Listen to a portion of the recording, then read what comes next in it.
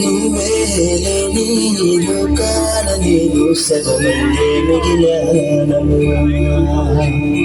నా ఇంట నువ్వుంటే మాయమ్మె ఉందంటూ ప్రతిరోజు మురిసేనమ్మా.